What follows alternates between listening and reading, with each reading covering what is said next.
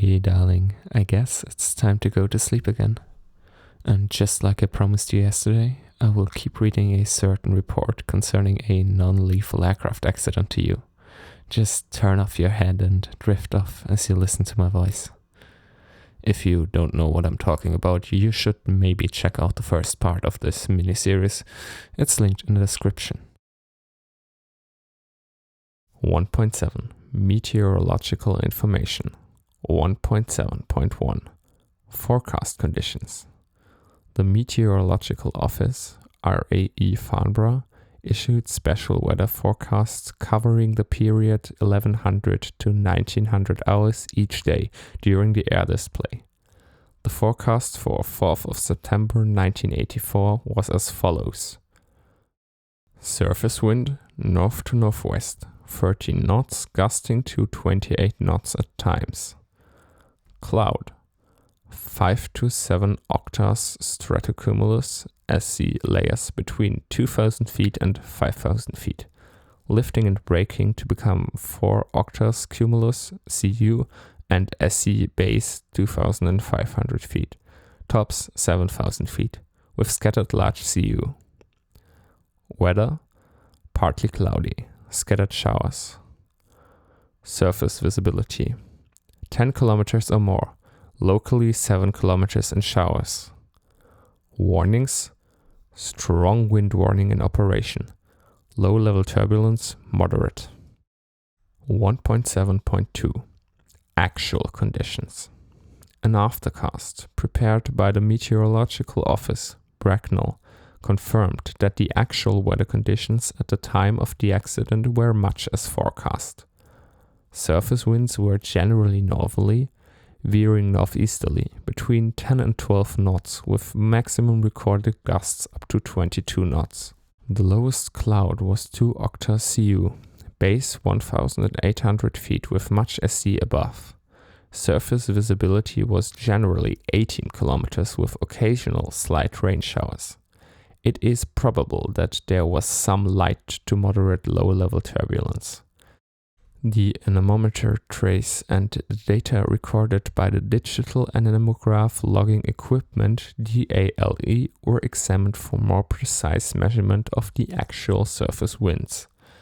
Examination of the anemometer trace established that the recording had not been running true to time and that there was an apparent discrepancy between the wind speed and direction data recorded on the trace and the data recorded by DALE.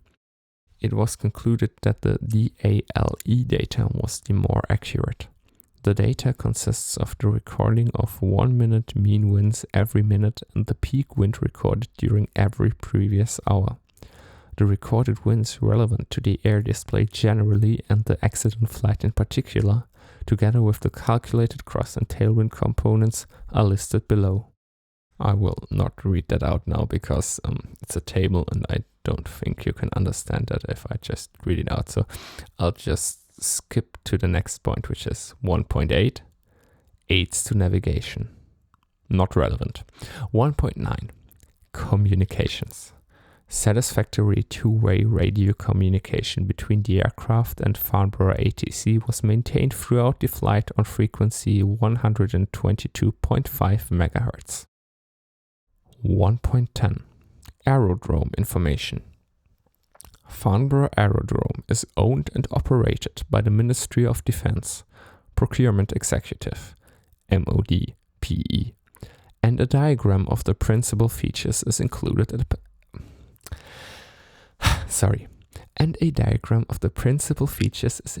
at Appendix 1. Runway 25, which was in use at the time of the accident, is the longest runway, with a takeoff run available, TORA, of 2,400 meters, 7,874 feet. The landing threshold is displaced and clearly marked, providing a landing distance available, LDA, of 2,074 meters, 6,804 feet. A rotary hydraulic arrestor gear, RHAG, is sighted 90 meters, 302 feet, west of the displaced landing threshold. The arrestor cable was in the down, unsupported position at the time of the accident. The runway lighting consists of unidirectional high-intensity side lights spaced at 100-foot intervals and supplemented by omnidirectional lights spaced at 300-foot intervals. The displaced landing threshold is indicated by a bar of flush-fitting red lights. Extremities of the runway are marked by bars of flush-fitting green lights. Approach lighting comprises a line, 4-bar, white unidirectional system. Precision approach path indicators, PAPIs, are sited either side of the runway and are calibrated to an approach angle of 3.5 degrees. All approach and runway lighting was switched on and was serviceable at both ends of the runway throughout the flying display. Throughout the exhibition, safety barriers were positioned parallel to and south of runway 25. The closest distance between the safety barriers and the center line of the active runway was 93 meters, 305 feet. Throughout the flying display, as pilots reported that they were on final approach, Farnborough ATC transmitted the up-to-date surface wind conditions. This information was obtained from the direct anemometer readout instruments in the control tower. The anemometer mast is sited in an unobstructed area about 500 meters, 1,640 feet, northwest of the touchdown zone of runway 25. The anemometer was last given a full test, servicing and calibration on the 7th of March 1984. 1.11 Flight recorders. None were required and none were fitted. 1.12 Wreckage and impact information. 1.12.1 On-site examination. Examination of the impact marks and damage to the paved surface showed that the aircraft had first struck the runway on a heading of 265 degrees magnetic at a position 43 meters, 141 feet beyond the threshold and 5 meters, 16.5 feet to the left of the center line of runway 25, see Appendix 1. Initial contact had been with the right main landing gear, followed immediately by the nose landing gear and then the left main landing gear. Each main landing gear tire mark was about 3 meters, 10 feet in length, and both were followed by 5 separate, deep propeller slash marks and then by scraping lines which continued until the main wreckage, which came to rest 180 meters, 590 feet, from the threshold. The nose landing gear tire marks were about 2 meters, 6.5 feet in length, and gave way to heavy scrape marks, caused by the underside of the fuselage, which continued up to the main wreckage. In addition, both wingtip leading edges had contacted the ground immediately after the propeller slash marks and had also left continuous scrape marks along the runway. The aircraft had come to rest on the northern edge of the runway, with the fuselage upright and the empennage still attached. It was at an angle of about 70 degrees to the runway centerline. The left wing had been twisted, leading edge down, and rotated through nearly 45 degrees backwards at its root. The right wing had also twisted, leading edge down, and was resting on the remains of its engine and associated reduction gearbox. Both main landing gears had remained extended and seemingly undamaged, but the nose landing gear had folded rearwards into the fuselage. The axle assembly had become detached and lay close to the main wreckage. All the major components had remained attached to, or close by, the main wreckage, with the exception of the right-hand propeller and reduction gear casing, which had broken off. Also some sections of engine nacelle and the nose landing gear door mechanism, which lay scattered along the runway. Both propellers had shed either complete blades or pieces of blade, which were found at varying distances from the main wreckage. Appendix 4, Figure 2. The furthest, comprising a complete blade, was recovered from a golf course some 8 830 meters, 2,723 feet from the initial impact point. All the flight deck instruments were undamaged and had returned to their power-off readings. Neither fire handle had been pulled. However, the guarded emergency oil, fuel, hydraulic switches were selected to off. The landing gear was selected down and the flap lever selected to 40 degrees, full flap. The barometric subscales on the altimeters were set to 29.62 INS Hg left and 1003 MB right. These were the correct settings to indicate height above touchdown at the time of the accident.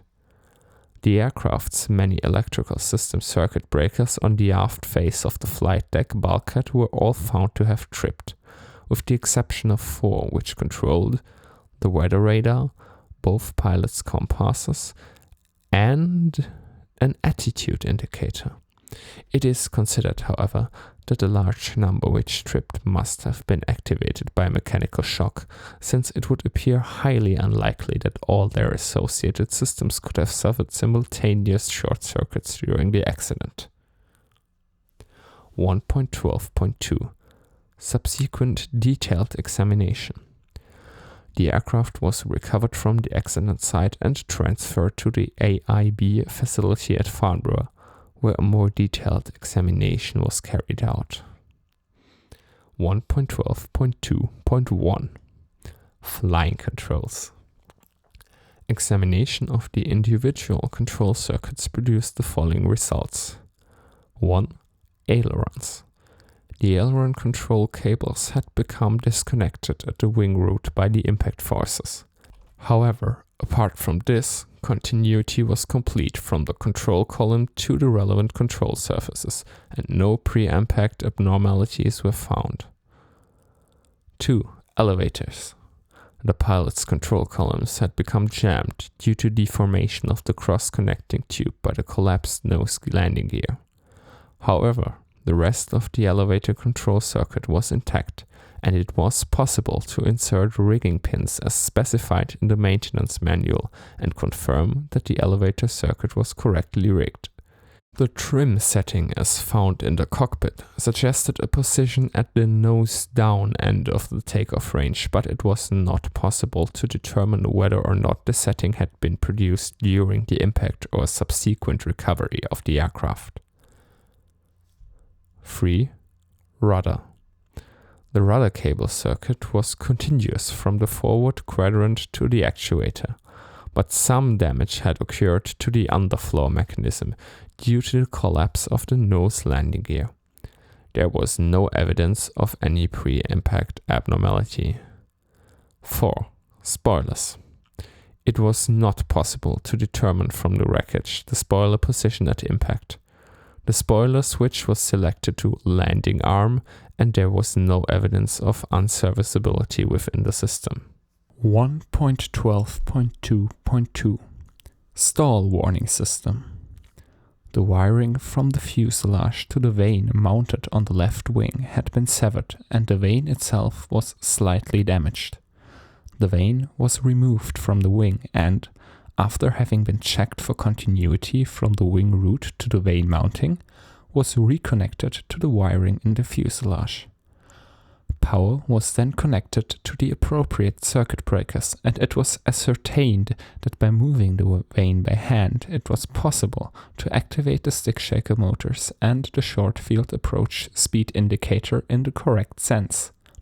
The lift transducer, signal summing unit, and flap position potentiometer were returned to the manufacturer for detailed testing. As a result of these tests, it was determined that the total stall warning system had been serviceable and was within acceptable operating limits. 1.12.2.3 Power plants and propellers. Photographic evidence and the severity of damage to the propellers indicated that both engines had been under considerable power at impact. The left propeller, with one blade broken away, had detached from the aircraft with the complete engine gearbox. The right propeller had lost 2 blades and was still attached to part of the engine gearbox. Where blades had detached, they had broken at their point of engagement in the hub casing. All blades had suffered heavy tip damage and disintegration, which, on 2 blades, extended inboard to about half span.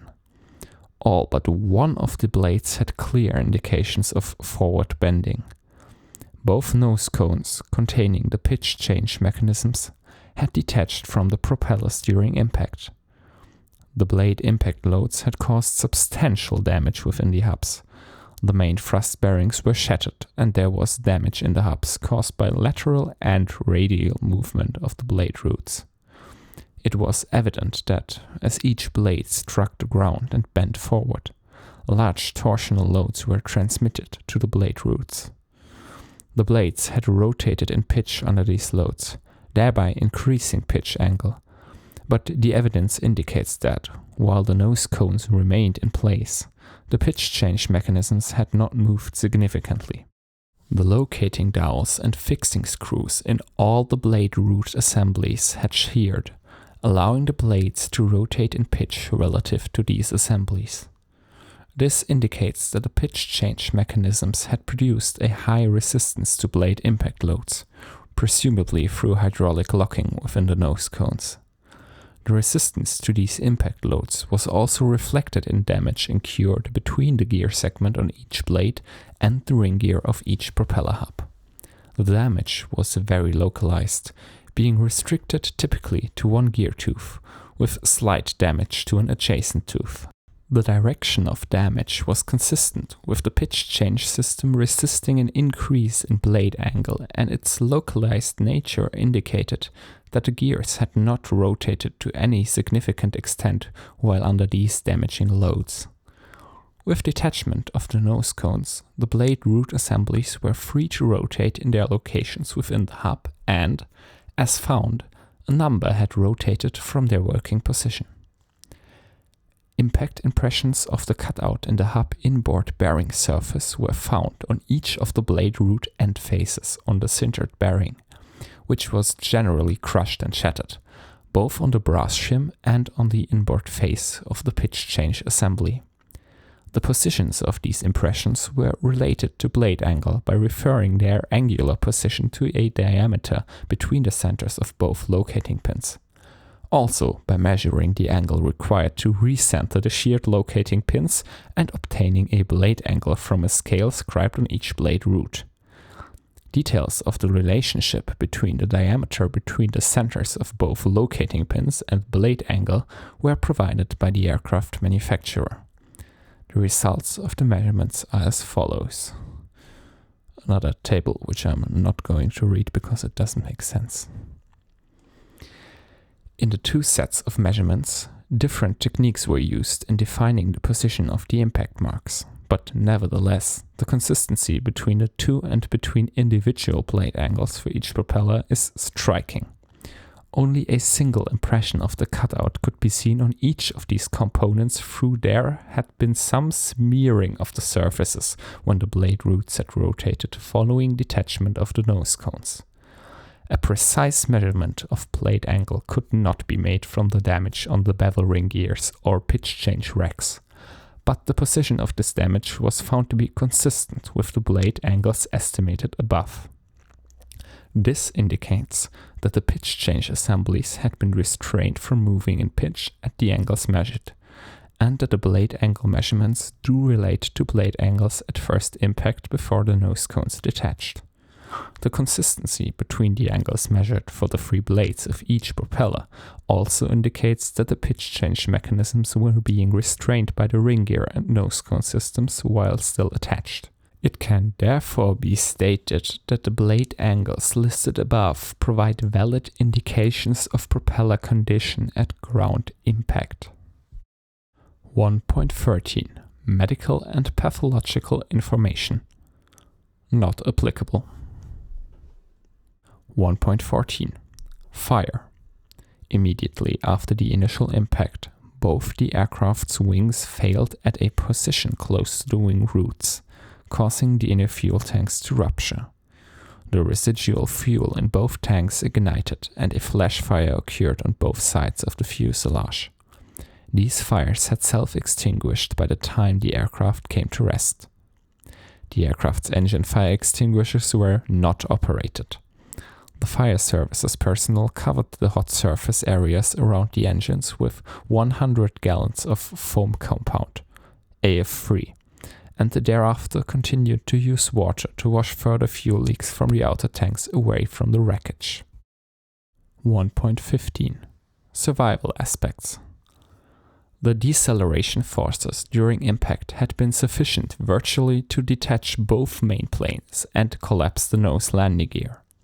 The basic fuselage was intact, and all doors and exits could be opened, with the exception of the left underwing emergency exit, which had been distorted by impact, apparently with an engine nacelle panel.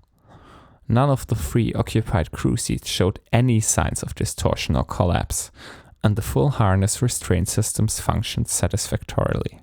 The greatest danger to the crew and passengers in the main cabin, had there been any, would appear to have been from flying debris, mainly pieces of propeller blade, which penetrated the fuselage on the right-hand side.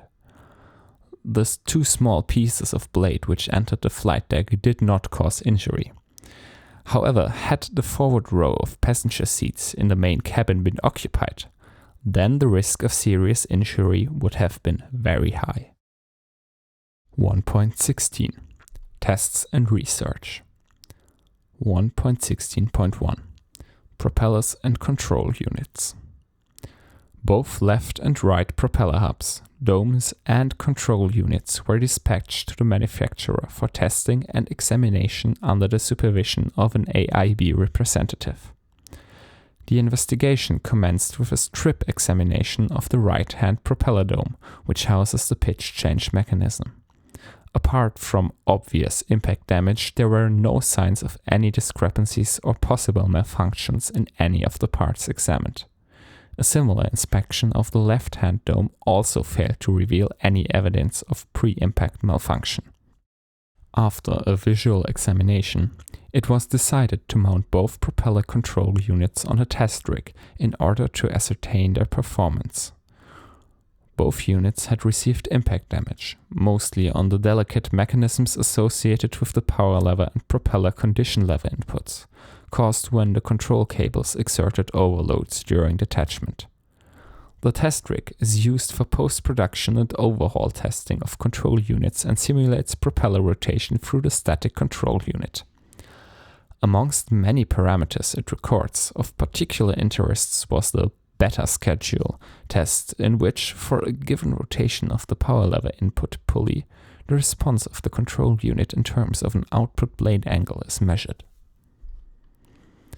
Despite the damage to the input mechanisms on both units, it was possible to check the beta schedule of the right-hand unit between the blade angles of -27 degrees to +12 degrees, beyond which the power lever mechanism jammed and it became impossible to check any greater angles. It was found that the unit scheduled blade angles about 2 to 3 degrees greater than the power lever pulley angle demanded. In the view of the manufacturer, this discrepancy was explicable in terms of the impact distortion of the input mechanism. The left-hand control unit was damaged too severely at both the propeller condition and power lever inputs to enable a beta schedule check to be carried out. The unit had, in fact, become jammed with the control demanding a constant propeller speed of 1060 rpm.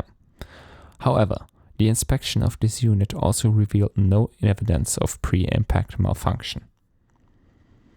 1.16.2 Photographic and audio evidence. The television video recordings provided by the BBC and ITN news teams, together with fixed camera recordings of the runway threshold and selected still photographs provided by members of the public, were examined in detail. The intention was to attempt to establish precisely the final flight path of the aircraft, the flying controls inputs by the pilot, and whether any possible malfunction of the aircraft or power plant systems had occurred. In addition, the soundtrack background noise from the BBC videotape was analyzed in order to try to determine propeller speeds and power changes during the approach. 1.16.2.1 Video recordings. Videotape recordings were sent to specialist outside agencies for expert interpretation. The intention was to perform a series of scaling exercises to determine the distance and bearing of the aircraft from each camera and thus deduce its track over the ground. In addition, still frames of the approach were captured in an attempt to measure propeller speed and control surface deflection at various stages during the approach. Timings were taken from a clock overlay applied to a replay of the BBC videotape and were converted into seconds before impact, to the nearest hundredth of a second. Selected examples are shown at Appendix 2. It was found impossible to establish an accurate plot of the aircraft's track over the ground. This was due to a lack of any visual reference points on the imagery for most of the approach, the lack of data on exact camera parameters used to acquire the imagery, and, as one of the cameras was mobile, exact camera positions in relation to each other. There are no visual references at all on the final approach until 4.08 seconds before impact, and indeed suitable visual references only become available at 2.12 seconds before impact.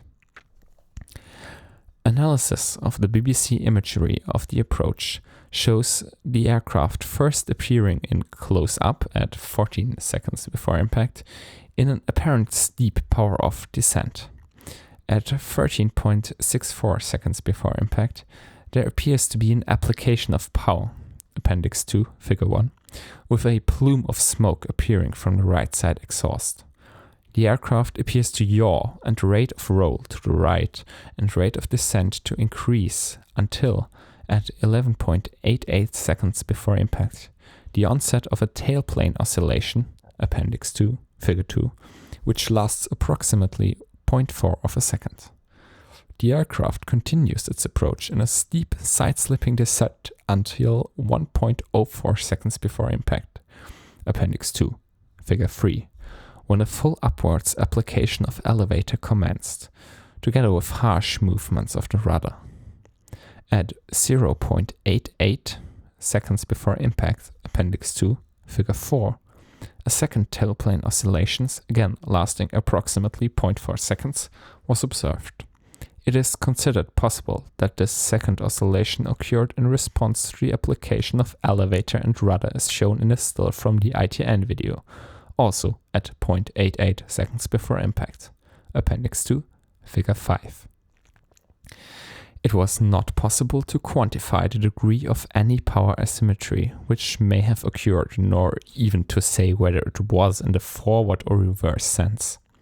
It proved impossible to deduce propeller speed by measuring the movement of blade arc between fields on successive video frames, as the propeller arcs could not be reproduced with sufficient accuracy. 1.16.2.2 Fixed camera video. The Flying Control Committee had required that video photography of the entire flying display on each day of the airshow was to be recorded.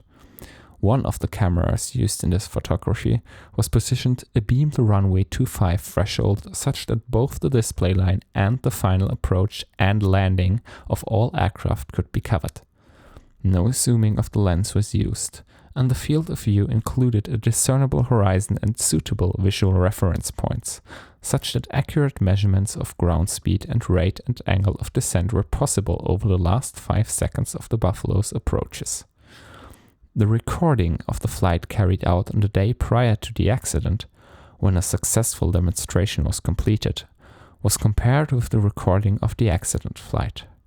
Ground speed was converted to indicated airspeed, using the best estimate of the average wind velocity at the time. The difference between true airspeed and indicated airspeed was not considered to be significant.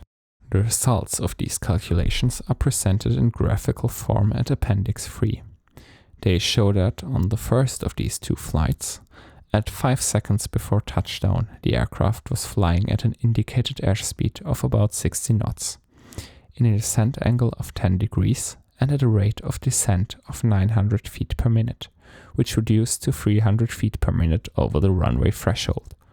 On the second flight, at 5 seconds before impact, the aircraft was flying at an indicated airspeed of about 70 knots, which increased to approximately 78 knots at impact.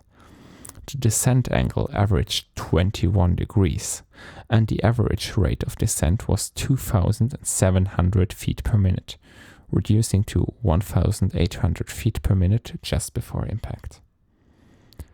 1.16.2.3 Audio evidence. When replaying the BBC video recording of the accident flight, it was noticed that the aircraft engine noise was clearly audible in the soundtrack. The background noise was therefore analyzed in order to attempt to get an accurate measurement of propeller speed and thus an estimate of the degree of engine power that was being used. As the aircraft's brakes were released for takeoff, a propeller speed of 1,160 revolutions per minute was measured. This equates with the maximum 100% NP permitted. For some time thereafter, with the engines at less than full power, the noise was greatly reduced and was insufficient to enable an accurate measurement of propeller speed to be made. When the aircraft first appeared in close-up on the final approach, at 14 seconds before impact, the propeller/engine noise was still insufficient, against other background noises, for measurement to be possible. This situation persisted until 1.8 seconds before impact, when there was a sudden and rapid increase in noise at a position on the approach as shown on the graph at Appendix 3. That's it for today. I can feel your whole body is completely relaxed now. Just stay snuggled up to me like that. I'll keep my arms wrapped around you. Until tomorrow, darling.